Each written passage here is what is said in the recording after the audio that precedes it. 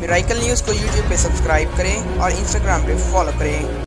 AIMIM के सदर व रुकने पार्लियामेंट हैदराबाद बैरिस्टर असदुद्दीन अवैसी ने आज प्रेस कॉन्फ्रेंस से खिताब करते हुए कोविड की दूसरी लहर पर मोदी गवर्नमेंट की जानिब से किए जाने वाले इक़दामात पर शदीद बरहमी का इजहार किया और कहा कि वो लॉकडाउन की मुखालिफत करते हैं क्योंकि ऐसा करने से गरीब तबका मुतासिर होने के कवी इम्कानात है। ये जो सरकार की जो बिहेवियर रहा है, इनका अप्रोच रहा है, ये बिल्कुल ही क्लूलेस हैं। कोविड के कंट्रोल इनसे निकल चुका है।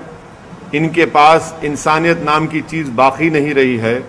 अगर बाकी होती तो इतनी बड़ी गलती कि फॉरेन कंट्रीज से 300 टन का emergency covid aid Delhi airport पर रुका हुआ है, जिसमें 5,500 ऑक्सीजन कॉन्सेंट्रेटर्स हैं, 3,200 ऑक्सीजन सिलेंडर हैं, 1,36,000 रेमडेसिविर इंजेक्शन है। अरे भाई, आप इसको अगर दिल्ली में दे देते, 5 किलोमीटर है, जहां पर अस्पताल में ऑक्सीजन नहीं मिलने से डॉक्टर्स मर रहे हैं, पेशेंट्स मर रहे हैं, कर्नाटका में मर रहे हैं, आखिर 5 दिन आपको क्यों लगते हैं? आपको पहले से ही मालूम होना चाहिए था, आपको पहले से प्लान बनाना चाहिए था कि रेस्पेक्टिव स्टेट गवर्नमेंट्स को फौरन डिस्ट्रीब्यूट करते, डिसबर्स करते, मगर नहीं। लोग मर रहे हैं ऑक्सीजन से, जिसको भारत में लोगों को ऑक्सीजन कॉन्सेंट्रेटर की ज़रूरत है, सिलेंडर्स की ज़रूरत है, मगर दिल्ली सरकार जो है, दिल्ली के बादशाह सो रहे हैं अपने। इनको कोई पता ही नहीं है। कोई बोलता है एम्पावर्ड ग्रुप ऑफ मिनिस्टर्स, कोई बोलता है कि और मिनिस्ट्री करेंगी। अरे ये वक्त आपको एक्शन लेने का है। आप तो सुप्रीम कोर्ट में जाकर कह दिए कि प्रधानमंत्री और होम मिनिस्टर जिम्मेदार होंगे। इतने लोग मर रहे हैं तो जिम्मेदारी किस पर आएगी? कहाँ गया प्रधानमंत्री का वो स्टेटमेंट के अगर किसी गाड़ी के टायर के नीचे एक कुत्ते का बच्चा भी आता है तो हमको तकलीफ होती है? यहाँ तो इंसान मर रहे हैं। शमशान घाट में जगह नहीं है जलाने के लिए, लकड़ी नहीं है, क्रेमेटोरियम जो गैस के हैं वो खराब हो जा रहे हैं, कब्रिस्तान की जमीनें कम पड़ रही हैं। आखिर क्या हो रहा है हमारे मुल्क में? क्या ये गवर्नमेंट हरकत में आएगी, नहीं आएगी? कब तक प्रधानमंत्री से वीडियो कॉन्फ्रेंस से लेकर पूछते रहेंगे? अरे भाई, जमीन पे देखिए ना, आप जमीन पे नाकाम साबित हो रहे हैं। आपके कोई हरकत नहीं कर रहे हैं। आपकी सरकार दिख ही नहीं रही जमीन पर। आपकी सरकार सिर्फ वीडियो कॉन्फ्रेंस में दिख रही है, मगर जमीन पर तो कोई सरकार नजर ही नहीं आ रही। इससे हर आदमी परेशान है। कोई दिन नहीं जाता कि लोगों की आहें, उनका रोना, उनकी तकलीफ, कहीं बेड नहीं मिल रहा है, इक्विपमेंट की जरूरत है। अरे किस ये ऐसे वक्त में आप जीएसटी क्यों लगा रहे हैं? उन लाइफ सेविंग इक्विपमेंट पर निकालिए जीएसटी को, एक टाइम तक निकालिए। और फिर इंपोर्ट ड्यूटी आप रखे क्यों? इंपोर्ट ड्यूटी उसको भी निकालिए। अरे भाई, जब फॉरेन कंट्रीज एड दे रही हैं, बांग्लादेश दे रहा है, उज्बेकिस्तान दे रहा है, सब दे रहे हैं हमको, तो आपको तो ये काम करना चाहिए था ना। आप दिल्ली में एम्बेसीज हैं, आज एक अफ्रीकन कंट्री का डिप्लोमेट, उसकी मौत हो गई, उसको ऑक्सीजन नहीं मिला, मिलिट्री हॉस्पिटल ले जाना पड़ा उसको। तो ये देखकर ऐसा लग रहा है कि सरकार बिल्कुल ही इनविजिबल हो चुकी है, कहीं पर नजर नहीं आ रही।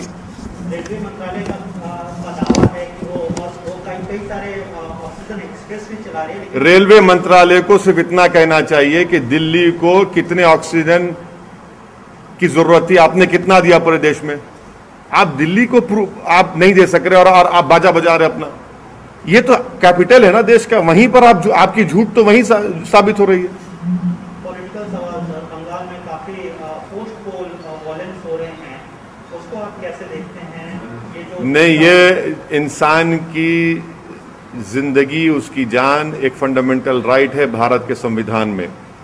जो कोई सरकार, चाहे केंद्र सरकार हो, कोई भी स्टेट गवर्नमेंट हो, उनकी पहली जिम्मेदारी होनी चाहिए कि वो इंसान की जान को बचाएं।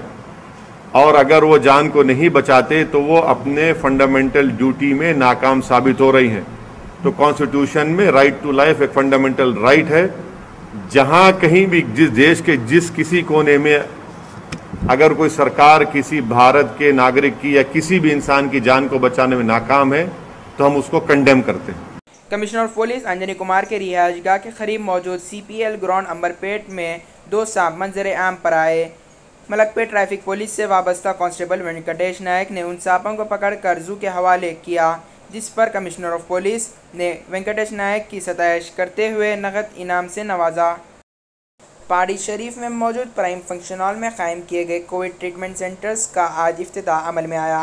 बाद इफ्तिताह वज़ीर तालीम सबिता इंदिरा रेड्डी ने दौरा करते हुए मीडिया को तफसील बताई।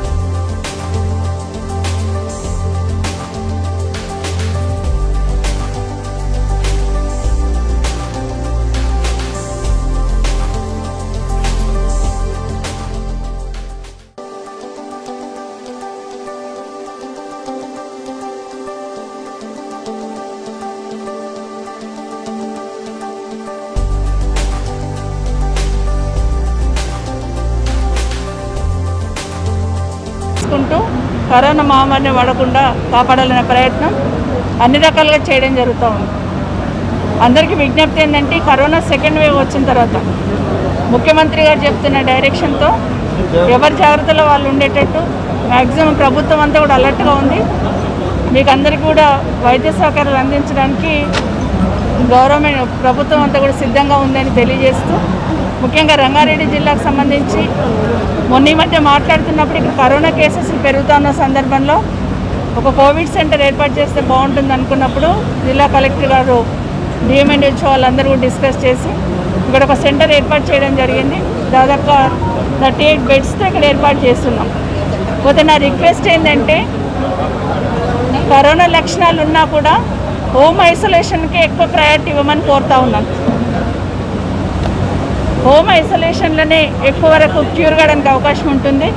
హోమ్ ఐసోలేషన్లో ఉన్నా కూడా ఇలాంటి కిట్ ఇవ్వడం జరుగుతుంది। తెలంగాణ ప్రభుత్వం కోవిడ్ వచ్చిన ప్రతి పేషెంట్కి కూడా హోమ్ ఐసోలేషన్లో ఉన్నా కూడా వాళ్ళకి సంబంధించిన మెడిసిన్స్ అవన్నీ కూడా ఇవ్వడం జరుగుతూ ఉంది। కాబట్టి మ్యాక్సిమం ఇంట్లోనే ఉండి ఈ మెడిసిన్స్ వాడుకోవడానికి అవకాశం ఉండేటట్టు ఒక అవకాశం కాదు, కొంత ఇబ్బందిగా ఉందంటే ఈ సెంటర్కి కూడా షిఫ్ట్ చేయడానికి ఇక్కడ ఏర్పాటు చేయడం జరిగింది। ఇక్కడ ఆక్సిజన్తో పాటు బెడ్స్ అన్నీ కూడా ఒక 4-5 బెడ్స్ ఆక్సిజన్తో పాటు ఏర్పాటు చేయడం జరిగింది। ఈ సెంటర్ ఏర్పాటు చేయడానికి జల్పల్లి కమిషనర్ కూడా బాగా చొరవ తీసుకున్నారు, ఆయన కూడా మనస్ఫూర్తిగా అభినందిస్తూ ఉన్నాను। ముందు ఈ ఫంక్షన్ హాల్ ఇచ్చిన ఓనర్కి కూడా థ్యాంక్స్ చెప్తా ఉన్నాను। सबको मालूम है अभी कोविड डिसीज़ का क्राइसिस चल रहा है, सबको मालूम है। तो इसमें 2 इम्पॉर्टेंट चीज़ें हैं, एक तो टेस्टिंग है, दूसरा वैक्सीनेशन है। तो जो भी लोग टेस्टिंग के लिए आ रहे हैं उनका ये समझ जाना ज़रूरी है कि उनको सिम्टम्स है या नहीं है। तो जस्ट वॉक इन में टेस्ट के लिए नहीं आना। तो क्यों बोले तो ये टेस्ट के लाइन में खड़े होने से भी किसी किसी को ज़्यादातर खड़े होने से भी इन्फेक्शन हो सकता है। तो जिनको भी सिम्टम्स है लाइक बुखार या फिर खांसी है या फिर गले का दर्द है या फिर उनको पेशिश हो रहे, लूज मोशंस हो रहे, ऐसे लोगों को ही टेस्टिंग के लिए आना चाहिए। टेस्टिंग में सभी मेडिकल ऑफिसर्स को इंस्ट्रक्शंस दिया हुआ है, क्योंकि पहले वो लोग स्क्रीनिंग करेंगे आपको बुखार है या नहीं, तो हिस्ट्री ले लेंगे। तो उनके हिसाब से जिनको भी ज़रूरत है वो लोगों को ही खाली टेस्टिंग किया जाएगा। तो जो भी जिनको भी ज़रूरत है उनको टेस्टिंग किया जाएगा, मगर आप लोग भी समझ जाना कि जिनको ज़रूरत है उनको ही करेंगे। नहीं ऐसा नहीं है कि मैं 5 बजे से लाइन में खड़ी हूँ या 6 बजे से लाइन में खड़ी हूँ, ऐसी बात नहीं है। जो लोगों को ज़रूरत है उन लोगों को ही टेस्टिंग किया जाएगा।